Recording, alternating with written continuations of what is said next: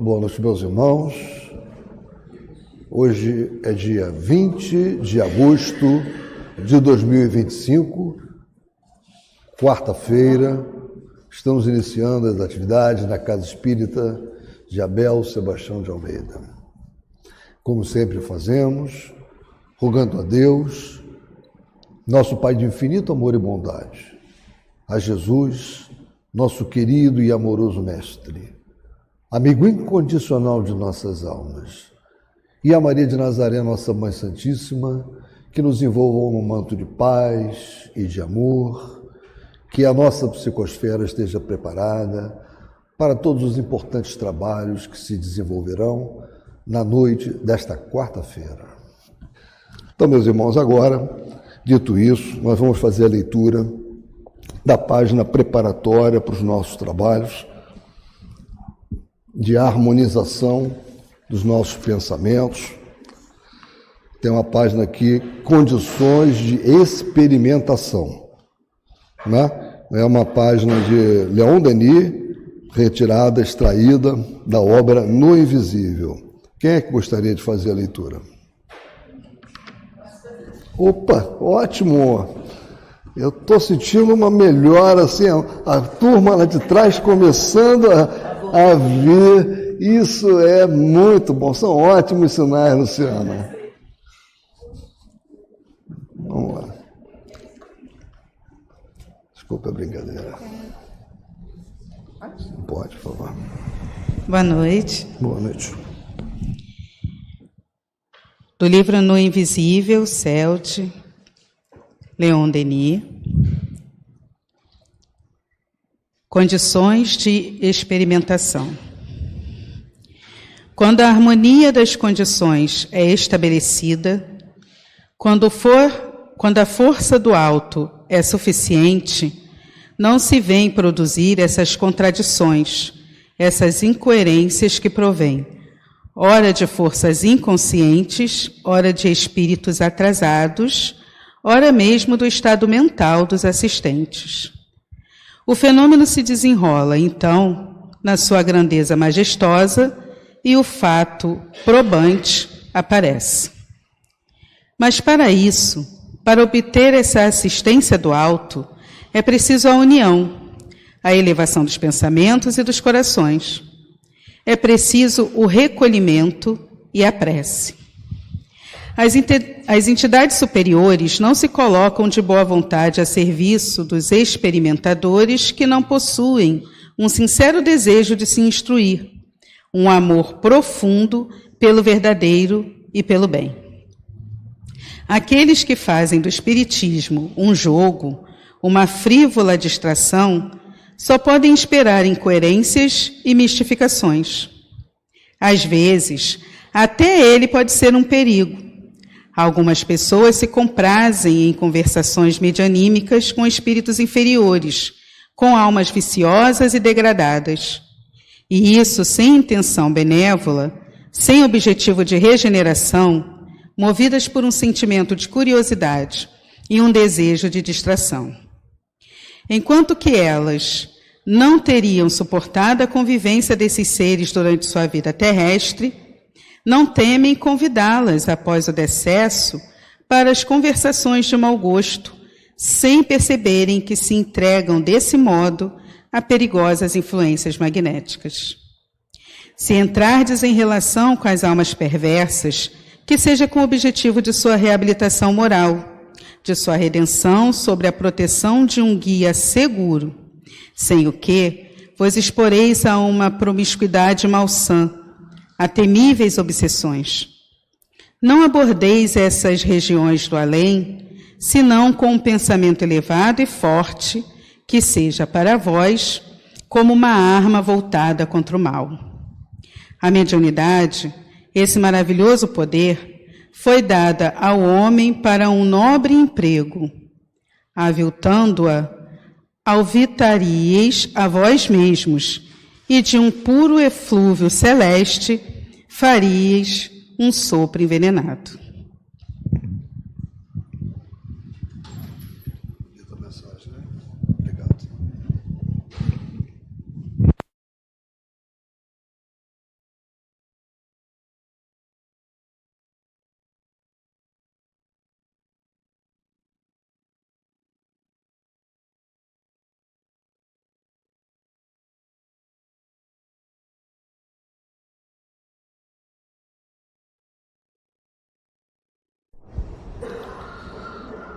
Bem, meus irmãos, então após essa mensagem que nossa irmã Luciana leu, tão interessante, extraída do livro No Invisível, de Leon Denis, né? Vamos iniciar aqui, a continuar o estudo dos domínios da mediunidade. O capítulo de hoje é o capítulo 8, que fala da psicofonia sonambúlica.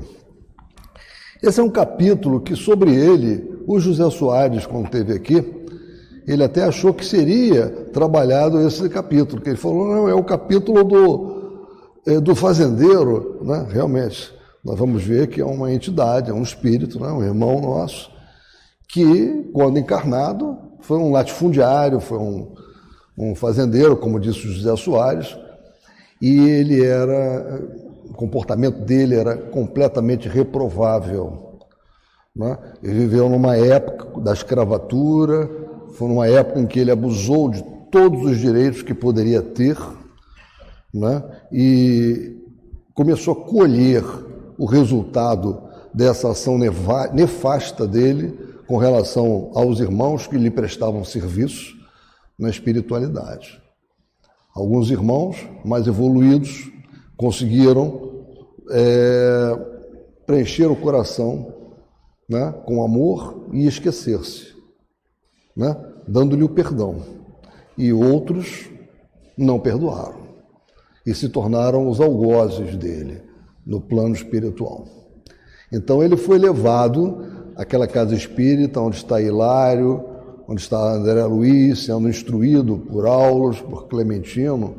Então ele foi levado lá para ser auxiliado, e o capítulo 8 fala de como houve, né, como ocorreu esse auxílio, né, onde a médium principal foi Celina, né, uma médium muito bem preparada, com um componente moral muito elevado, que nós vamos ver que foi o que realmente fez a diferença no trabalho.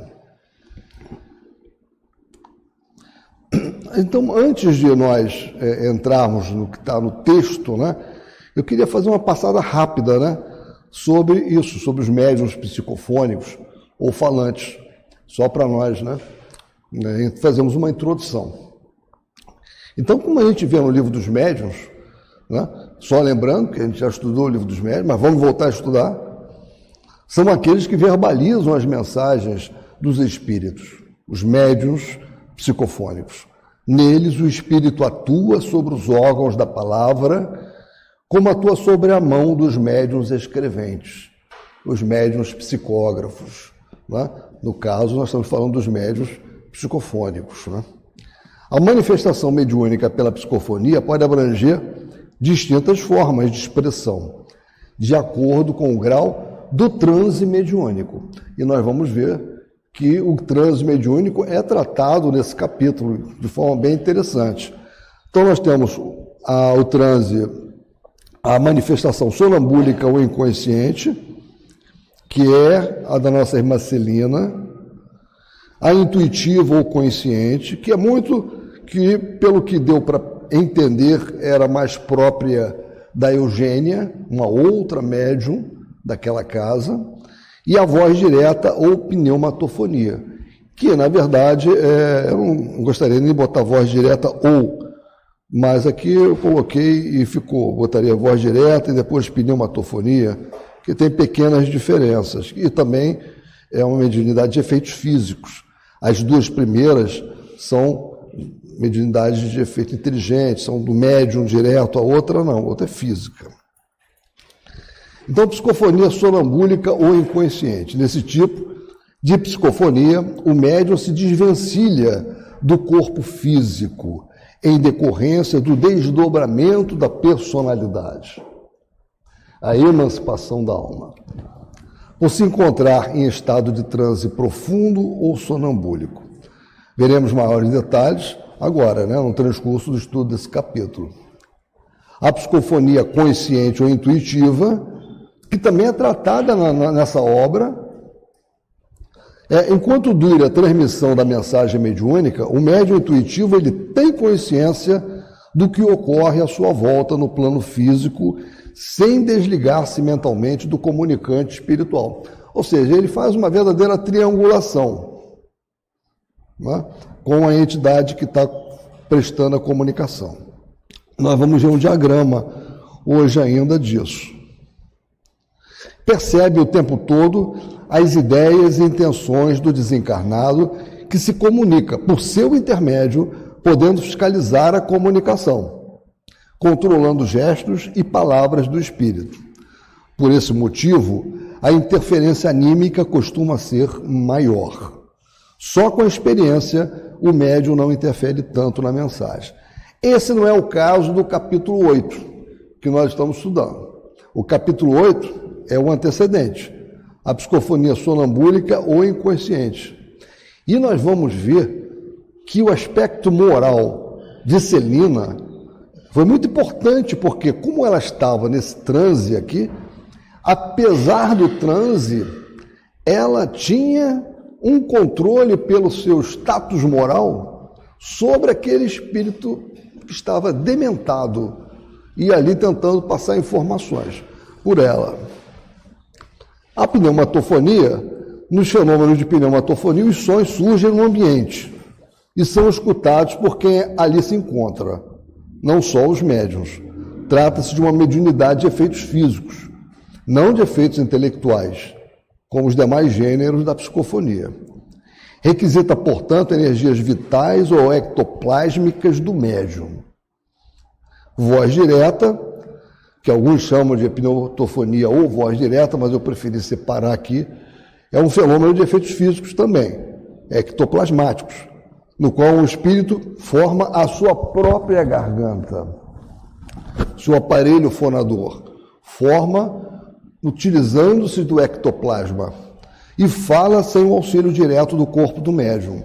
Há também uma modalidade em que as cordas vocais do médium sofrem transfiguração, possibilitando que um espírito possa falar com a sua própria voz. Ou seja, ele transfigura as cordas vocais para que aquela voz que lhe é peculiar seja ouvida. E agora nós vamos entrar realmente no nosso capítulo, capítulo 8, né, que é intitulado Psicofonia Sonambúlica. E como eu disse, né, esse espírito que foi um latifundiário, que foi um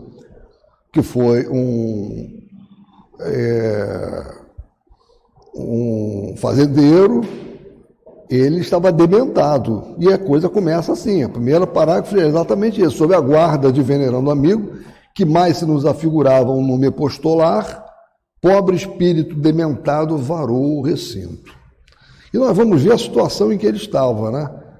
Situação gravíssima. Lembrava um fidalgo antigo, repentinamente arrancado ao subsolo, porque os fluidos que o revestiam era verdadeira massa escura, viscosa, cobrindo-lhe a roupagem e despedindo nauseabundas emanações. Dá um quadro dantesco, né? Uma entidade dementada e nessas condições aqui, né? Então, as próprias entidades sofredoras que se acotovelavam à frente dele, elas ficaram preocupadas, né? E estavam abrindo espaço para ele.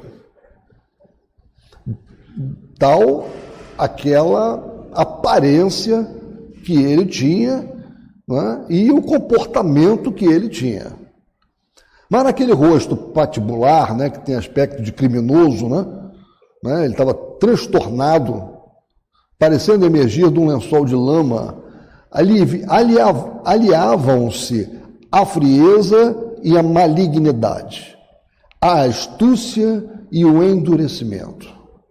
Ante a expressão com que surgia de inopino, os próprios espíritos perturbados recuaram receosos, aquilo que eu falei ainda agora, né? Na destra, o estranho recém-chegado trazia um azorrague, né? Um açoite, né?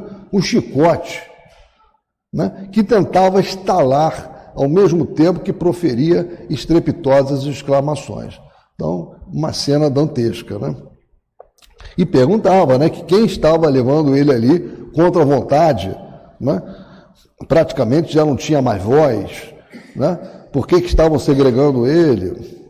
Por que devoraram os olhos dele? Né? Porque ele se encontrava sem condição de visão. Né? Então, evidenciando o extremo desequilíbrio mental de que se fazia portador, continuava em rude tom de voz. Aí vejam, ele não queria aceitar que a escravatura tinha sido abolida do país, então, né, que haviam novas ideias. Né? Quem disse que a malfadada Revolução dos Franceses terá reflexos no Brasil? A loucura de um povo não pode alastrar-se a toda a terra. Enfim, como vocês já devem ter visto, é uma série de considerações achando que, daquela forma, né, brandindo aquele açoite e falando tudo aquilo, ele teria condições de mudar, né, a sua própria situação. Né?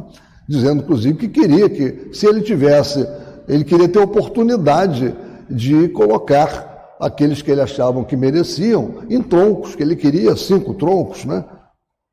Que ele achava que os troncos de suplício que ainda iam ser suficientes. Era um sofrimento enorme, um espírito em condições terríveis. Então, e aqui é explicado, foi um fazendeiro desumano, esclareceu o nosso orientador amigo.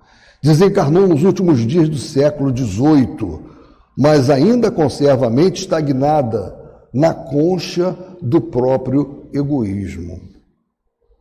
Nada percebe por enquanto, senão os quadros interiores criados por ele mesmo, constando de escravos, dinheiro e lucros da antiga propriedade rural em que enterrou o pensamento, convertendo-se hoje em vampiro inconsciente de almas reencarnadas que lhe foram queridas no Brasil colonial. Ele era detentor, né, como foi dito, de vastíssimo latifúndio, possuía consigo larga legião de servidores que lhe conheceram de perto a tirania e a perversidade. Larga legião de servidores que depois passaram a ser seus algozes. Né? Valendo-me da pausa espontânea, fitei o rosto do triste recém-chegado, com mais atenção, reconhecendo que os seus olhos, embora móveis, quanto os de um felino, estavam vidrados, mortos. Ia apontar para aquelas órbitas inexpressivas, quando o instrutor, adivinhando-me o impulso, acrescentou: odiava os trabalhadores que lhe fugiam às garras, e quando conseguia arrebatá-los ao quilombo, não somente os algemava aos troncos de martírio, mas queimava-lhes os olhos. Daí a cegueira dele, não naquele momento, reduzindo-os a cegueira para escarmento, né? Para exemplo dos demais. Né? Alguns dos raros quilombolas que resistiam à morte eram sentenciados, depois de cegos, às mandíbulas de cães bravios, de cuja sanha não conseguiam escapar. Com semelhante sistema de repressão, instalou terror em derredor dos seus passos, granjeando então a fama e riqueza. Contudo, veio a jornada inevitável do túmulo.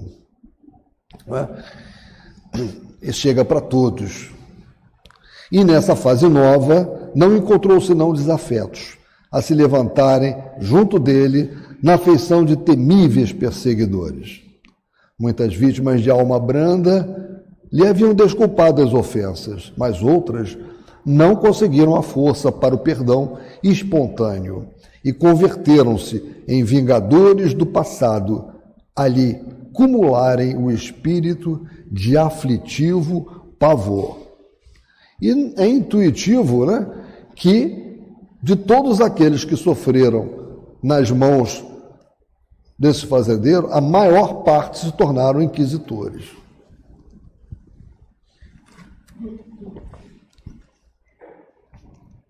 Emaranhado nas teias da usura e fazendo do ouro o único poder em que acreditava, nem de leve se sentiu transportado de um modo de vida para o outro, através da morte.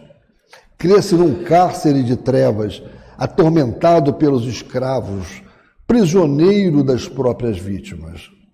Vive assim, entre a desesperação e o remorso, martirizado pelas reminiscências das flagelações que decretava e hipnotizado pelos algozes de agora, dos quais no pretérito foi verdugo, vê-se reduzido à extrema cegueira por se lhe desequilibrarem no corpo espiritual as faculdades da visão. E aí é chegado o momento de ser feito um trabalho de caridade para ele. E foi um momento em que André Luiz e Hilário, eles se espantaram um pouco, porque foi chamada médium Celina para atendê-lo, para recebê-lo, para permitir que ele se comunicasse e pudesse receber orientações. E a médium Celina, uma das melhores médiuns daquela instituição, em termos de trabalho, causou estranheza porque um espírito daquele tipo, ser levado todo sujo, imundo, lameado, entendeu? Com aquela médium. Então, isso causou uma certa comoção nos nossos interlocutores que estavam presentes para aprender. Que ele fala aqui, que ele diz, enquanto se nos alongava o entendimento, o infeliz foi situado junto de Dona Celina, ou seja, estava acompanhado, evidentemente, né, pelos espíritos trabalhadores da casa, que colocaram próximo daquela médium. Então essa medida impressionou desfavoravelmente André Luiz, Hilário. Logo, Dona Celina, o melhor instrumento da casa é quem deveria acolher o indesejável comunicante. Esse foi o pensamento, né? E nós vamos ver que é uma coisa bem... Ou seja, a lógica que está por trás disso, ela é cristalina. Quem melhor condição tem é que teria condição mesmo de receber esse irmãozinho. Reparei-lhe a luminosa auréola contrastando com a vestimenta pestilencial do forasteiro e deixei-me avassalar por incoercível temor. Semelhante providência não seria o mesmo que entregar uma harpa delicada às patas de uma fera? Aulus, porém, deu-se pressa em explicar-nos. Acalmem-se. O amigo dementado penetrou o templo com a supervisão e o consentimento dos mentores da casa. Isso aqui é uma orientação muito importante, né? Nós sabemos, é claro, já estudamos, mas nunca podemos esquecer disso. Por mais difícil que seja o trabalho, por pior que esteja aquele irmão, nós aqui não estamos sozinhos nesse trabalho. Existe todo um apoio da espiritualidade. Foi aqui Aulus explicando, o amigo dementado penetrou o templo com a supervisão e o consentimento dos mentores da casa. Quanto aos fluidos de natureza deletéria, não precisamos temê-los. Recuam instintivamente ante a luz espiritual que os fustiga ou desintegra. É por isso que cada médium possui ambiente próprio e cada assembleia se caracteriza por uma corrente magnética particular de preservação e defesa. É a formação da nossa atmosfera espiritual tão importante. Cada médium também tem a sua própria atmosfera espiritual. Nuvens infecciosas da Terra são diariamente extintas ou combatidas pelas irradiações solares, e formações fluídicas inquietantes a todo momento são aniquiladas ou varridas do planeta pelas energias superiores do espírito. Os raios luminosos da mente orientada para o bem incidem sobre as construções do mal, à feição de descarga elétrica ou de descargas elétricas. E compreendendo-se que mais ajuda aquele que mais pode, nossa irmã Celina é a companheira ideal para o auxílio desta hora. Ou seja, os nossos irmãos do plano espiritual, eles sabem a quem dirigir. O nosso irmão Zé Soares até já tinha comentado também sobre esse aspecto aí, muito com muita propriedade. Indicando-a, exclamou: observemos, a médium desvencilhou-se do corpo físico, como alguém que se entregava a sono profundo, e conduziu consigo a aura brilhante de que se coroava. Então nós ficamos com o corpo ali, como se tivesse um corpo na penumbra, né, o corpo material, e ela próxima. Então, ou seja, essa mediunidade que ele quer nos mostrar aqui é a mediunidade sonambúlica. E a psicofonia que vai ocorrer, a comunicação que vai ocorrer, por isso denominada de sonambúlica. Clementino não teve necessidade de socorrê-la, parecia afeita àquele gênero de tarefa, ela estava preparada. Ainda assim, o condutor do grupo amparou-a, solícito. Nós nunca estamos desamparados. A nobre senhora fitou o desesperado visitante com manifesta simpatia e abriu-lhe os braços, auxiliando-o a senhorear o veículo físico, então em sombra.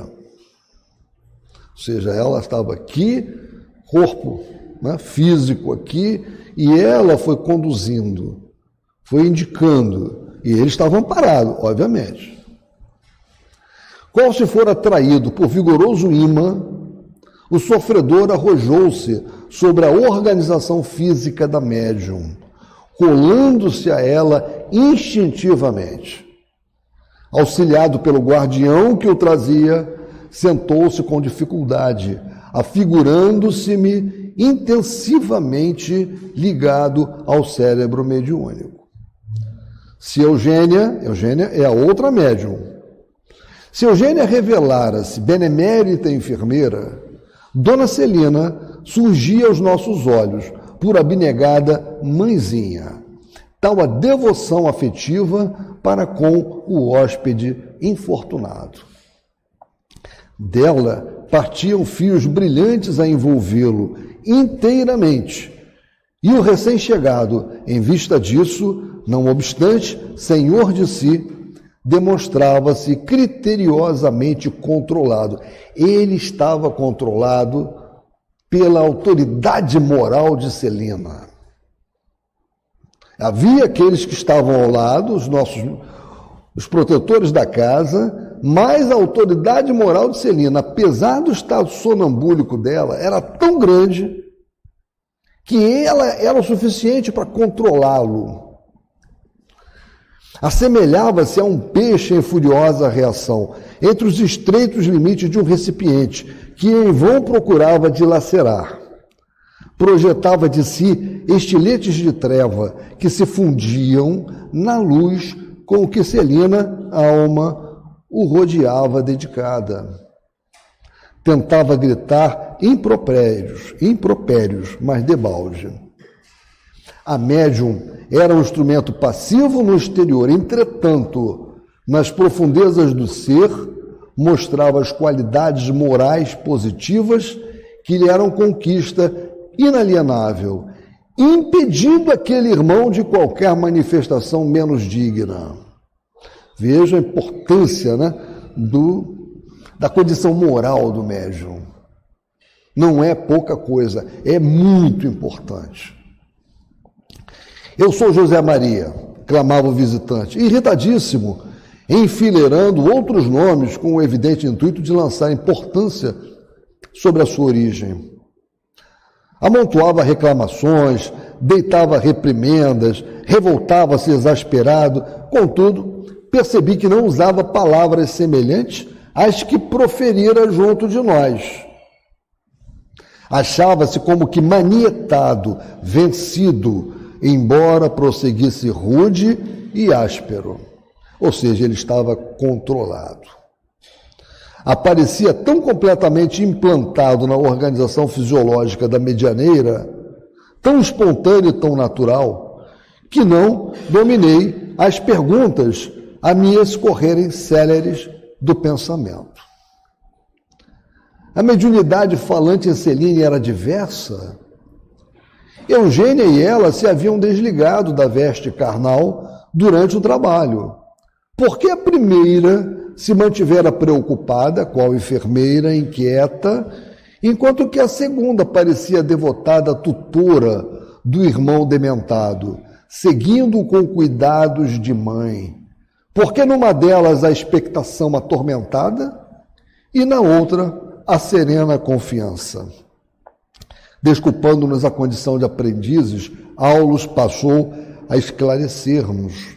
Enquanto Clementina e Raul Silva, né, Raul Silva era o diretor dos trabalhos lá nessa casa, né, amparavam o comunicante através de orações e frases renovadoras de incentivo ao bem.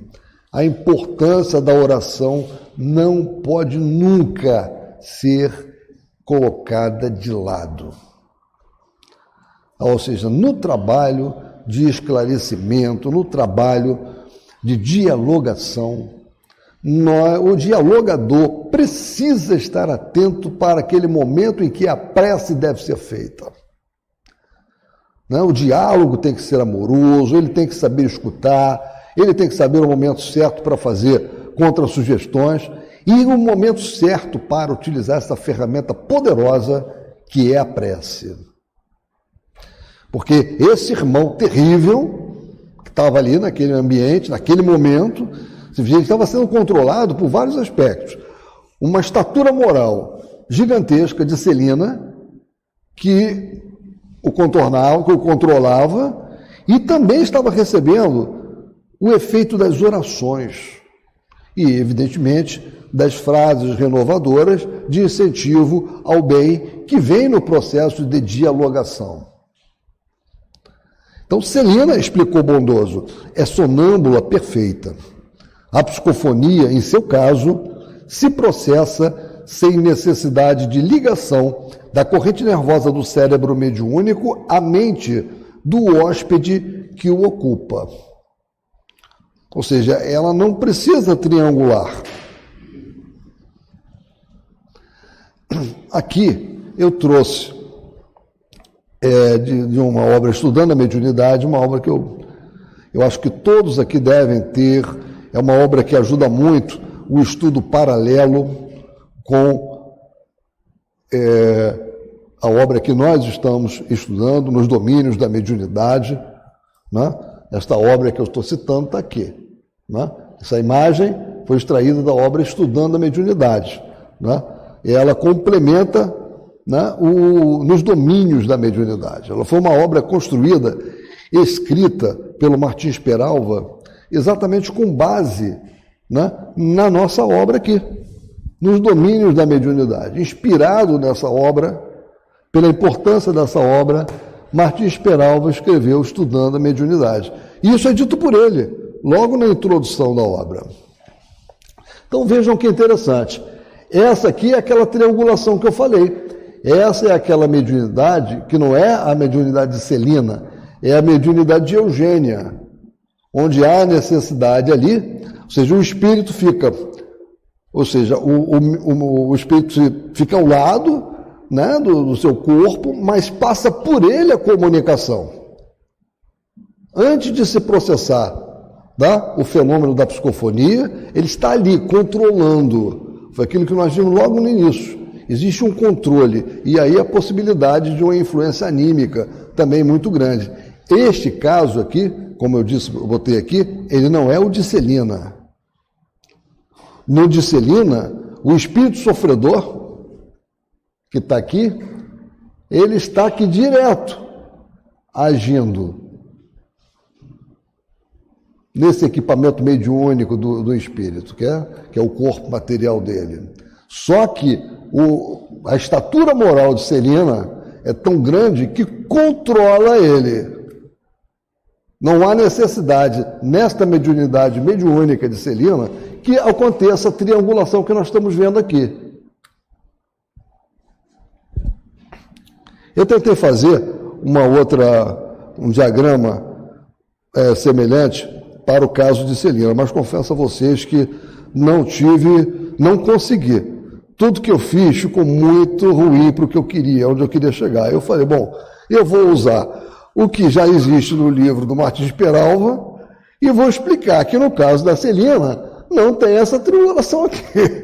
Tá? Então, na verdade, eu estou usando um diagrama que seria para falar daquela mediunidade intuitiva, consciente.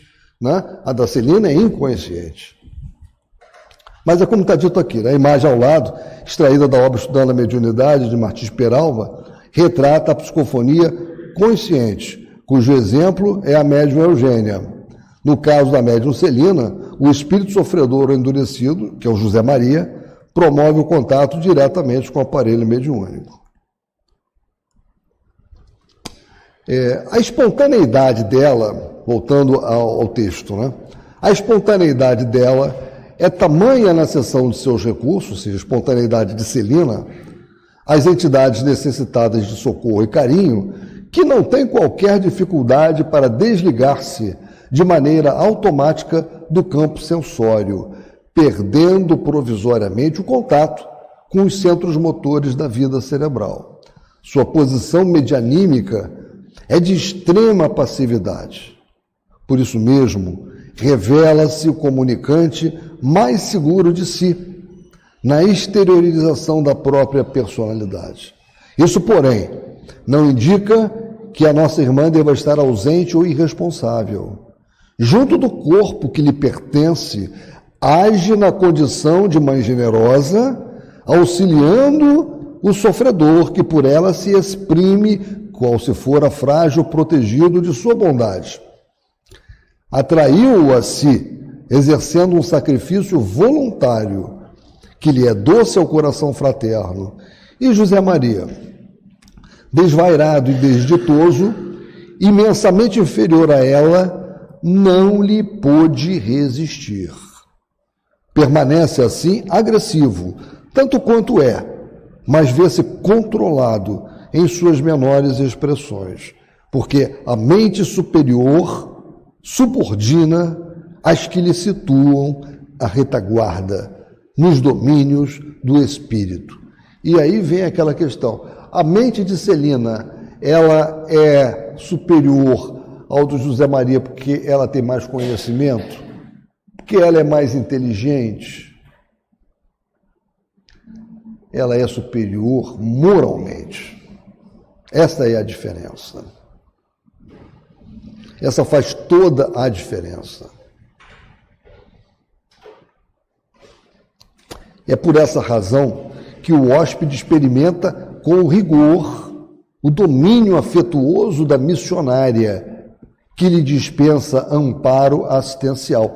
Então, repare aqui, o texto, é por essa razão que o hóspede experimenta com rigor o domínio.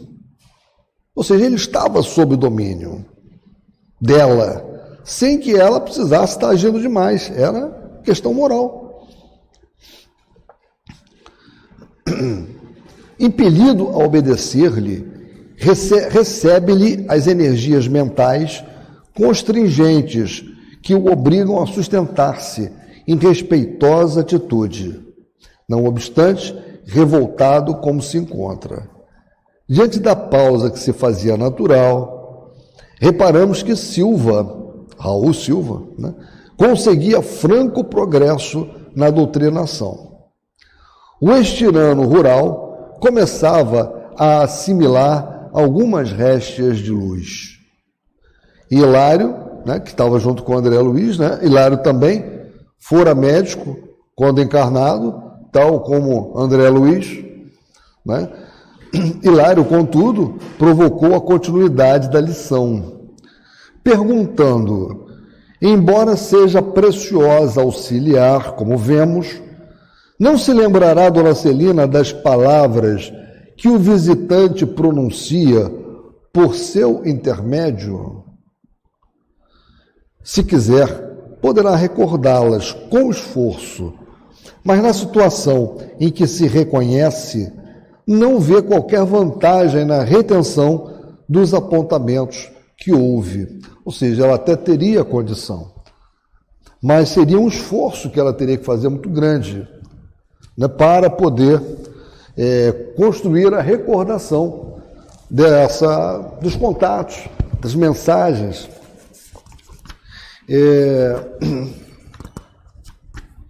Nessa obra que vocês estão vendo aqui, Teoria da Mediunidade, do Zalmino Zimmermann. Ele faz uma classificação. O Zalmino Zimmermann, ele tem um trabalho muito interessante, não só nessa obra, na obra Perispírito, porque ele é muito didático. Então, ele procura fazer muitos diagramas.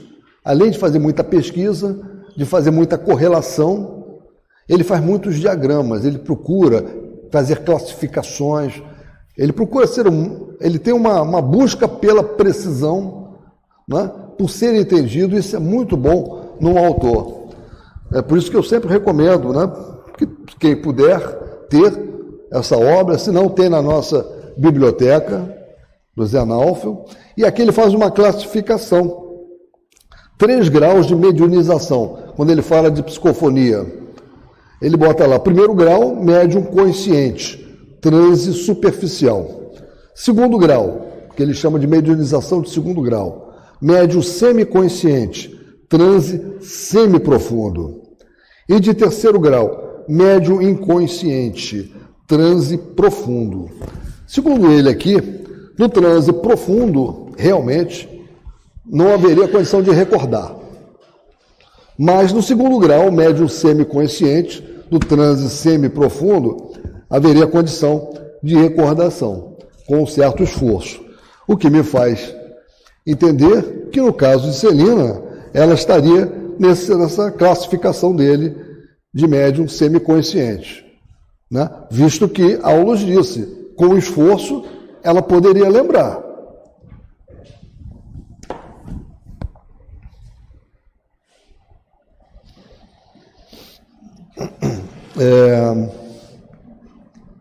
Indubitavelmente, ponderou o meu colega Hilário, observamos singular diferença entre as 2 médiuns que caíram em transe, Eugênia e Celina.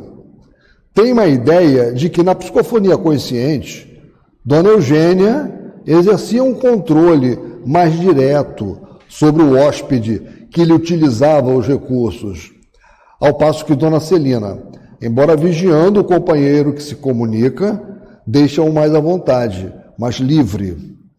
Caso não fosse Dona Celina a trabalhadora hábil, capaz de intervir a tempo em qualquer circunstância menos agradável, e aí ele pergunta, não seria de preferir as faculdades de Dona Eugênia?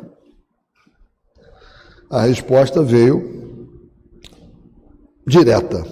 Sim, Hilário, você tem razão. O sonambulismo puro, quando em mãos desavisadas, pode produzir belos fenômenos, mas é menos útil na construção espiritual do bem. A psicofonia inconsciente, naqueles que não possuem méritos morais suficientes à própria defesa, pode levar à possessão sempre nociva, e que, por isso, apenas se evidencia integral nos obsessos que se renderam às forças vampirizantes. Ou seja, é um trabalho até perigoso. Por isso que é um trabalho que tem que ser feito num ambiente controlado. Não é um trabalho para nós fazermos, em casa vamos fazer um trabalho desse tipo. Não é um lugar para fazer isso. O lugar para fazer isso é num ambiente controlado da casa espírita, onde os nossos amigos da espiritualidade, zelosos companheiros, eles estão ali no trabalho, organizando, avaliando que médium está mais preparado para aquele irmão que está sendo trazido. Porque quase sempre, né, nós encontramos aqui ao final dos trabalhos de dialogação um médium que nos informa, que perceberam haver muitos irmãos aqui esperando serem atendidos, né? Assim, aqui no ambiente, nós sabemos que é assim que funciona. E os nossos trabalhadores da Casa Abel Sebastião de Almeida, da espiritualidade, eles estão fazendo essa separação. Coisa que não vai acontecer se nós não estivermos num ambiente controlado. Então, a psicofonia inconsciente, então, eu já falei sobre isso. Hilário refletiu um momento e tornou a considerar. Aqui vemos a médium fora do vaso físico, dominando mentalmente a entidade que lhe é inferior. Mas e se fosse o contrário? Se tivéssemos aqui uma entidade intelectualmente superior, senhoreando mentalmente a médium? Nesse caso, redarguiu o paciente interlocutor, Celina seria naturalmente controlada. Se o comunicante fosse, nessa hipótese, uma inteligência degenerada e perversa, a fiscalização correria por conta dos mentores da casa. E em se tratando de um mensageiro com elevado patrimônio de conhecimento e virtude, a médium apassivar-se-ia com satisfação, porquanto lhe aproveitaria as vantagens da presença, tal como o rio se beneficia com as chuvas que caem do alto. Então é um capítulo muito interessante para nos fazer recordar de que quando começamos um trabalho como esse, que toda quarta-feira nós temos a oportunidade de participar aqui, nós não estamos sozinhos. Pelo contrário, nós estamos muito mais controlados, observados, acompanhados, assessorados do que imaginamos. O plano espiritual está aqui. O plano espiritual está assessorando diretamente o médium de incorporação, né? O médium que está ali, né? No transe, né? Como também o doutrinador, dando ao doutrinador também condições de melhor fazer o trabalho dele. É claro, o que é que se espera?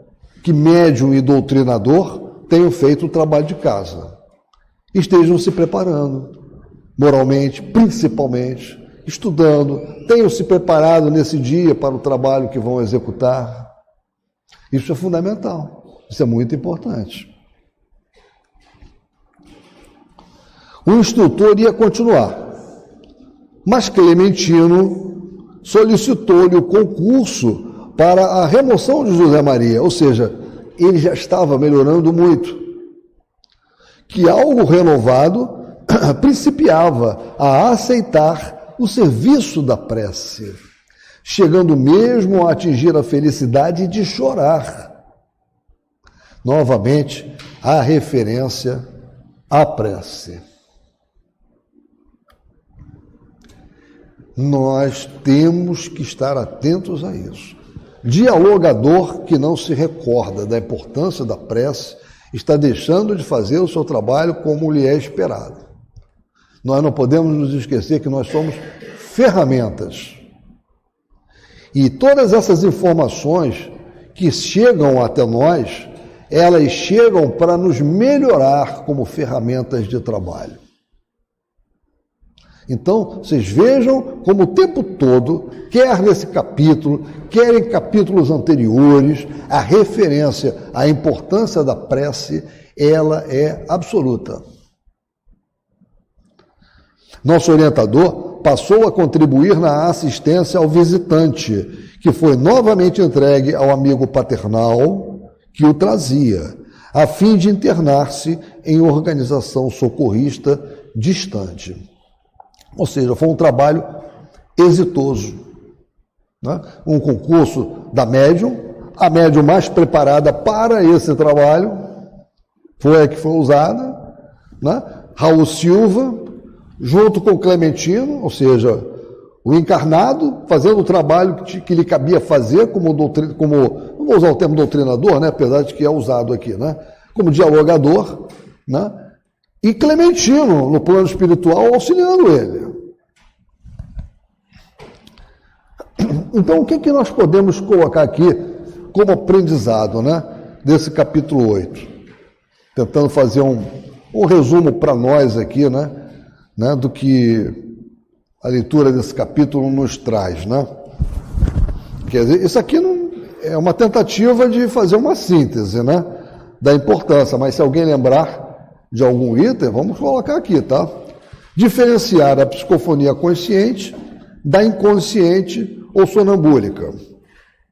Outro aspecto para nós que foi importante, com o estudo desse capítulo, né, é refletir, obrigado, Mauro, que a mediunidade é uma ferramenta de auxílio e cura, tanto para encarnados quanto para desencarnados.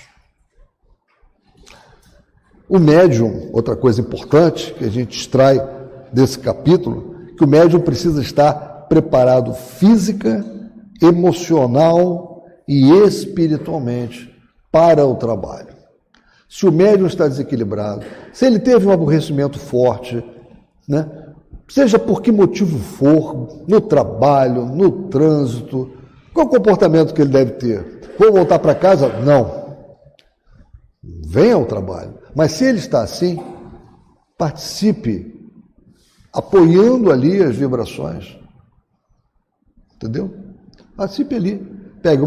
Se ele não está conseguindo se concentrar, e por algum motivo também, mas eu não consigo me concentrar, não consigo ficar em oração, pegue um livro, pegue uma obra da codificação, pegue uma obra de André Luiz, leia durante o trabalho, procure então imergir naquela mensagem, procure ajudar de alguma forma, mas não entre no trabalho estando desequilibrado. Não queira se equilibrar fazendo o trabalho. Vai ser pior. A atuação dos mentores é fundamental para garantir segurança e equilíbrio, que é outra coisa que o capítulo nos ensina. E claro que a gente já viu isso, já discutiu isso, mas não é à toa que a gente tem que repetir, né? A dialogação fraterna, que também é chamada na obra e em outras, de doutrinação, deve ser feita com amor, paciência e conhecimento. O dialogador precisa ter muito amor, ouvir com os ouvidos do coração. Antes de começar a deitar doutrina, antes de começar a querer jogar uma série de palavras, ouça o problema daquele irmão. Ele precisa falar.